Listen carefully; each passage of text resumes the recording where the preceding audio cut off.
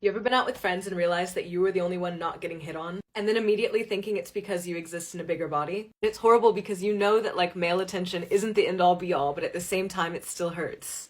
I'm curvy, I'm bigger than most of my friends, so my first instinct is like, oh, they don't want a bigger girl. This past summer I was at a hostel and I saw these guys. I went to introduce myself and I was standing next to this girl that was just like complete Victoria's Secret, like the old Victoria's Secret supermodel vibes. And I was like, hi, I'm Juliana. And while he was shaking my hand, he was literally looking at her, being like, nice to meet you.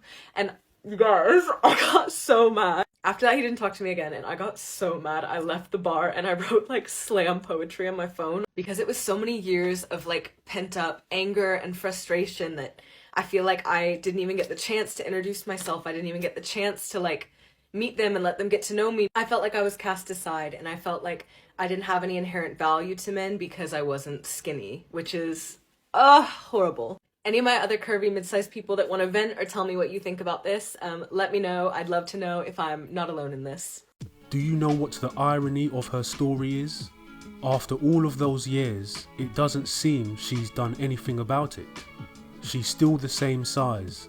So although she wants men to approach her, and knows what to do in order to compel men to approach her, she just wants to vent on social media about her problems.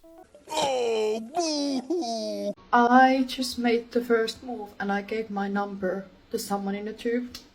Basically what happened, I was on a platform waiting for my tube and there was this guy next to me. He looked at me, he smiled, I looked at him and I smiled back. Then the tube came and we both went in, but we both went into different carriages. So between us there is like a door and little window, but there is no way, like physical way, to actually speak to him. I saw through the little window that he kept looking at me, smiling to me, and I was there like, do something, what can you do, what can you do? I pulled out my phone and I wrote a message on my phone. Actually, let me show you, it's hard to explain. I put this on a window. He looked at me, he smiled, and he was like, yep. Then he came closer to the window and he pulled out his phone and I put this on a window. And he wrote it down, he showed it to me, I said, yep, good to go, and he left. As soon as he left and the tube moved, me sitting in a tube, I realized I panicked so much, so I actually gave him the wrong number. I fucked up my own number. I'm usually too scared to do anything like this. Like, I was actually shaking. And I did it. And I gave him the wrong number. Anyways, if you or your friend knows anyone who took tube this morning, Northern Line from Clapham, let me know. Maybe we'll find him.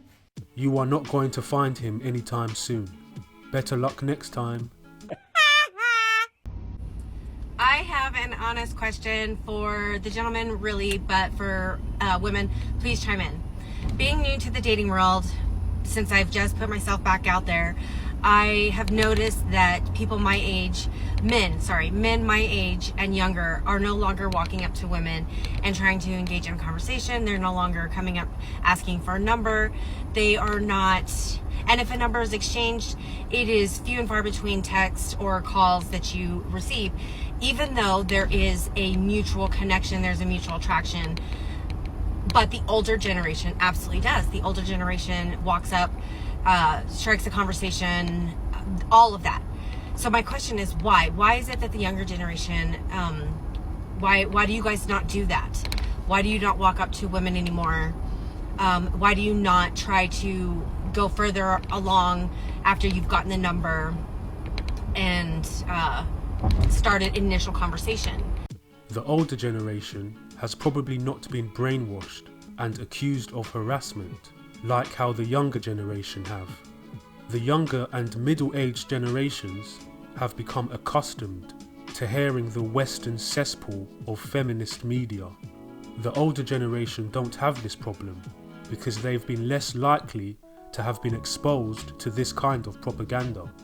It isn't just the older generation who are free from this, but many countries that still have traditional values are also free from the stigma and pressure of approaching women for relationships.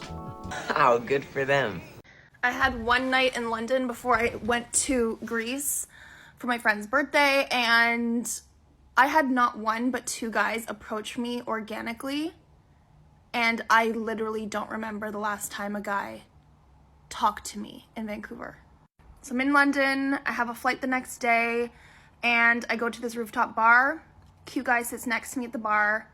We end up chatting. He is an absolute catch, and he bought me dinner. Then we moseyed to like a night place, and he was really nice, but at that point I was kind of getting friend vibes, so I kind of wandered off. And I kid you not, I was at a bar for 60 seconds before the next guy came and said hi to me, who was also gorgeous and so nice and such a catch. And I know on vacation you bring this other like kind of energy, like you're in vacation mode and you're just, you know, you're like the best version of yourself. But what are the odds that I had two amazing options come to me in one night in London? Notice with the first guy who approached her, he bought her dinner and she ate it all up. Then she friend-zoned him and walked away. What a waste of his time and money that was.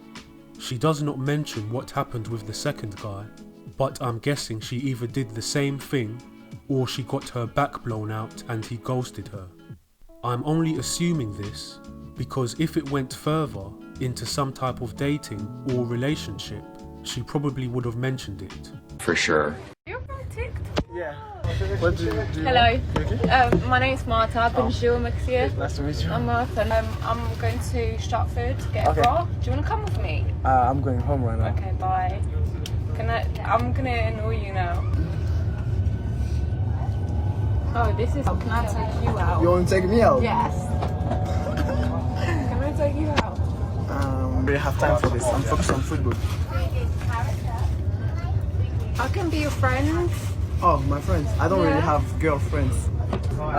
I told you I'm seeing someone, so I can't really give you my number. But like, just in case. In case what? Like, in case you break up. I'll be there. Fine. It's okay. You're making me laugh. You're not clapped. It's just that I'm seeing someone, isn't it? You're not clapped. It's just that I can't take your number. That would be not fair, you know? No, could I take you out as friends? You want to take me out? Be your friend. Wait, how can I take you out if I'm seeing someone? I can't do this. Yeah, you can. How? I can't. I don't care.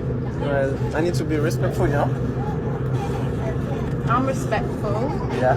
I'm so respectful. Already? I'm so respectful. Make you a happy man. How? A happy man. How though? A happy man. You want a picture? Yeah, that's fine. Yeah. The first is real. Do you see how desperate women can be when they encounter Chad or Tyrone? She was even willing to take him out. But when it comes to the average guy, she wants those guys to plan the date, pick her up, open doors for her, pay for the meal, take her home, and then she'll friend zone them because there's no spark. Typical.